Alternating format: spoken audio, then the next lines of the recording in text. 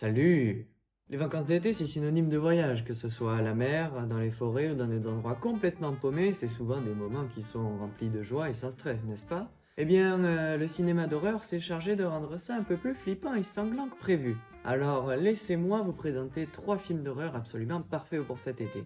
On va découper la vidéo en 3 parties, une pour la mer, 2 pour les forêts et 3 pour les grands espaces isolés, avec à chaque fois le film qui lui correspond et qui pourrait peut-être vous faire changer d'avis sur votre prochaine destination de rêve. Allez, suivez-moi, c'est parti.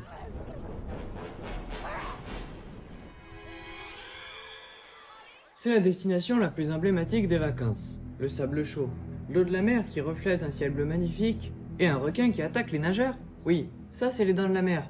Une station balnéaire sans histoire qui se fait soudainement attaquer par un requin blanc affamé, et la mairie qui refuse d'avertir les touristes du danger. C'est un vrai bain de sang, hein. Je le fais pas dire. Si vous aimez l'océan et la mer, c'est le film de requin horrifique qu'il vous faut, hein. Un chef-d'œuvre qui représente le premier blockbuster de l'histoire du cinéma et une des affiches les plus iconiques de tout le 7e art confondu. Franchement, c'est un film à voir, je vous le recommande fortement. Votre séjour sur votre voilier est terminé, il n'y a pas de problème. Suivez-moi, on va aller en pleine nature à l'ombre des arbres. That's better.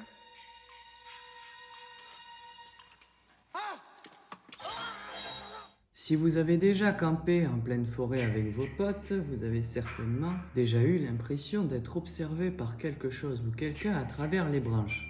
Eh bien, la saga Vendredi 13, c'est exactement ça. Un tueur masqué qui revient pour venger lui et sa mère en découpant de la manière la plus brutale et ingénieuse des groupes de campeurs et de moniteurs de colonies de vacances. Entre les cabines en bois, les feux de camp, les tentes, la forêt ou bien le lac, c'est exactement le genre de film qu'il vous faut regarder avant de partir camper, pour être évidemment dans une bonne ambiance. Je vous assure que ça marche plutôt bien.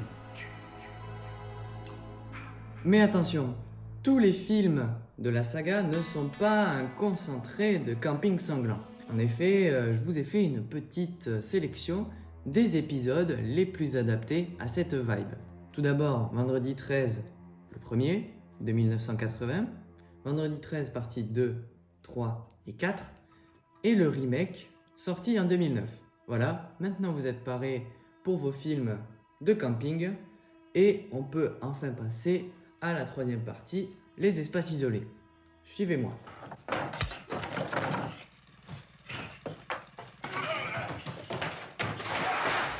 Une chaleur extrême, un trajet en voiture qui semble infini, et des endroits que vous pensez familiers mais qui abritent en réalité des gens qui ne vivent même pas sur la même planète que vous. Bienvenue dans Massacre à la tronçonneuse. Dans ce film, un groupe d'amis se rend à l'ancienne maison de leur grand-père où ils ont vécu leur enfance. Mais le voisinage semble avoir légèrement changé.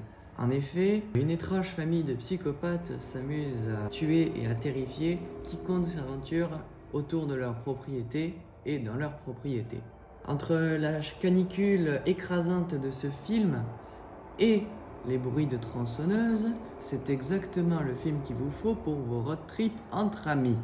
C'est d'ailleurs le film d'horreur qui m'a mis le plus mal à l'aise en le regardant, que ce soit l'imagerie, le scénario, même le son, tout est horrible dans ce film.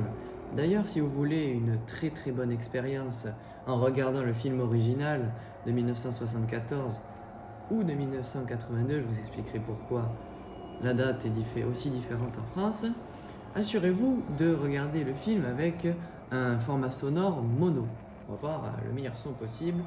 Croyez-moi, ça rajoute une très bonne ambiance. Donc je reviens au meilleur film de la saga.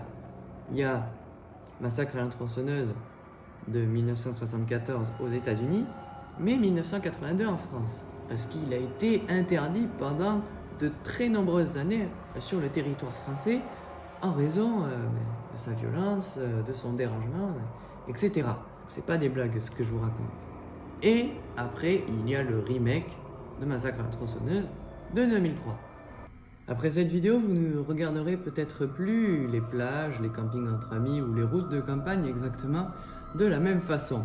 Si vous connaissez d'autres films d'horreur parfaits pour cet été, N'hésitez pas à les balancer dans l'espace commentaire sous la vidéo, à donner votre avis sur les films que je vous ai présentés si vous les avez vus, ou même un avis sur la vidéo en elle-même. Si vous avez aimé mon travail, n'hésitez pas à liker, à vous abonner, à activer la cloche et à partager, ça me ferait super plaisir.